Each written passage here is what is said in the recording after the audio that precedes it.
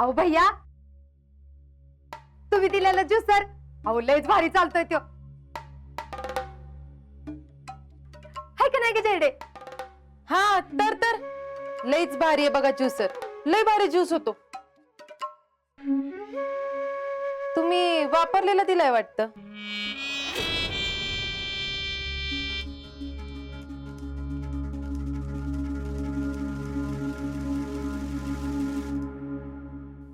अहो काय जयश्री,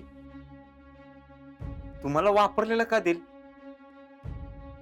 आणि तुम्हाला असं का वाटलं? नाही, भांड्याला आधीपासूनच काहीतरी लागलेलं होतं ना आतनं, म्हणून म्हणलं.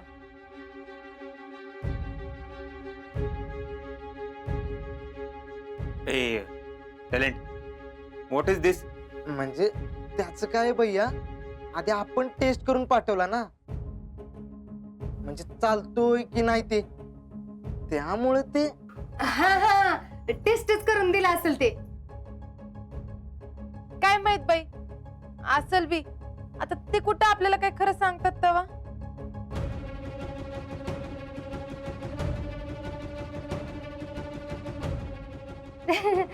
जेडे ग बस, थट्टा करू नको उगीच.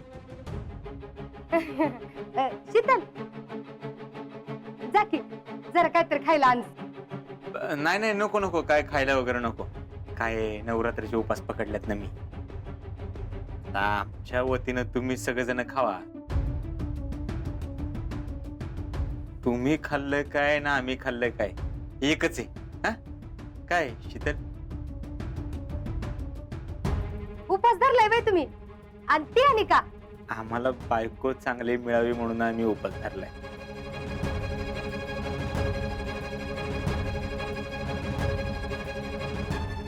चांगली बायको, आता आणि किती चांगली पाहिजे? अहो मामी, त्यांना असं म्हणायचंय की चांगली बायको मिळाली म्हणून त्यांनी उपवास केला.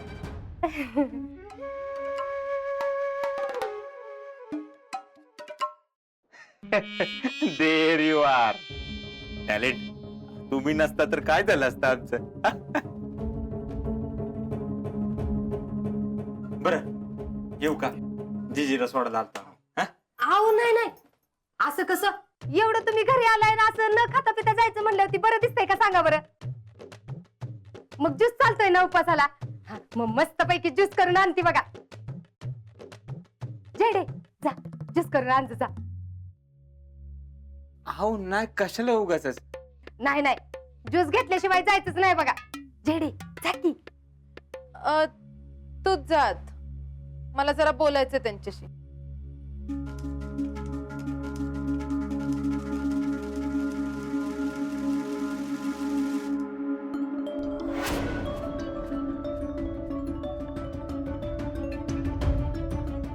अगं जा की, ज्यूस आण जा त्यांच्यासाठी. जेडे काय तर वाकडं तिकडं बोलू नकोस.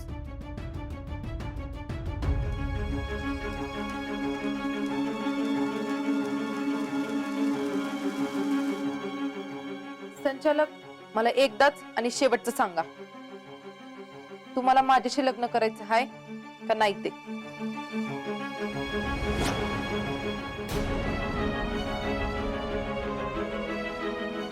हे असं रोज रोज निर्णय बदलण्यापेक्षा नकोच ती लग्न, राहू देत.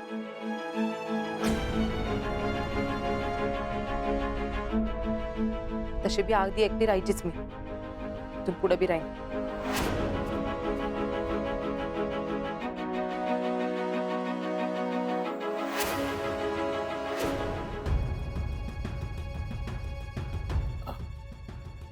अगं चेडे, काय बोलतीयस तू?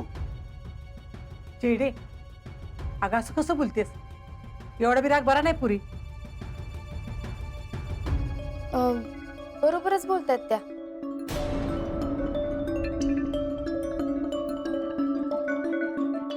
एकदा असं केल्यानंतर परत विश्वास कसा ठेवायचा माणसाने?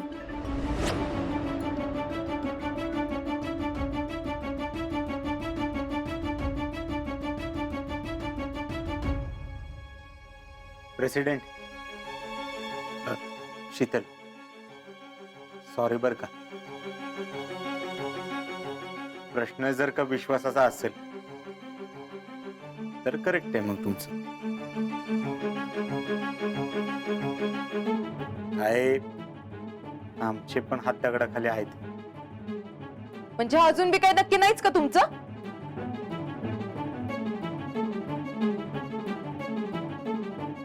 बघितलं पप्पा, हेच तर मी सांगत होते तुम्हाला. अहो प्रेसिडेंट, ऐकून तरी घ्या आमचं. काय ऐकायचंय तेव्हा? हे पोरानो, अरे भांडताय कशाला? शांतपणी बसून जे काय आहे ना ते ठरवून टाका की. मी तर म्हणते भिजत घोंगडी टाकतेच कशाला? अरे एकमेकाने एकमेकाला समजून घ्या आणि मग काय ती ठरवा की. काय आमची तुम्हाला रिक्वेस्ट आहे, तुम्ही तरी आम्हाला समजून घ्या. काय जयश्री आमच्यावर चिडलेत, पण तुम्ही त्यांना समजावून सांगा. आमच्या घरात वडिलांनंतर आम्ही एकटेच पुरुष, बाकी आईसाहेब आणि ताईसाहेब. का रे टॅलेंट? हो ना, आणि सगळा लोड भैयावरच असतो. बरं आहे कशी तर काय, त्यांना आम्ही ना आम्हाला ते, म्हणून त्यांच्या शब्दाबाहेर आम्हाला जाता येत नाही. बाकी घरात आम्ही एकटेच, म्हणून तर आम्ही फोन करून सारखे त्रास देत असतो. जयश्री तुम्हाला, मामींला, म्हणजे कामासाठीच बर का. ती बाकीचं काही बी सांगू नका. बरं ठीक आहे, आम्ही direct come to the point येतो. आमच्या ताईसाहेब आणि आईसाहेब या लग्नाला परवानगी देणार नाही.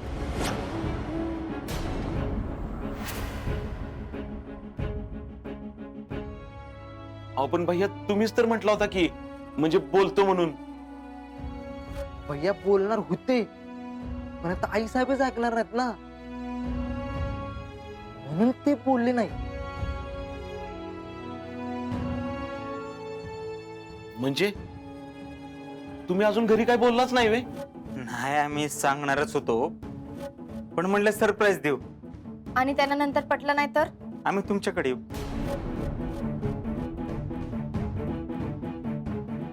काय तुम्ही एवढं चांगलं समजावून सांगता ना, पण ती वेळच येणार नाही. आम्ही एकुलते एक असल्यामुळे आईसाहेब पण काय विरोध करणार नाहीत.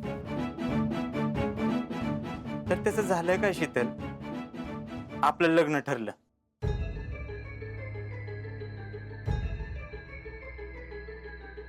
म्हणजे आपलं लग्न ठरलं होतं. त्यावेळी आमच्या आईसाहेबांनी लई तयारी केली होती. लय कुठनं काय काय काय काय आणलं होतं. अहो चांदवडी तर सोडा, अख्ख्या साताऱ्यात असं लग्न नाही झालं, असं लग्न करण्याचा त्यांचा प्लॅन होता.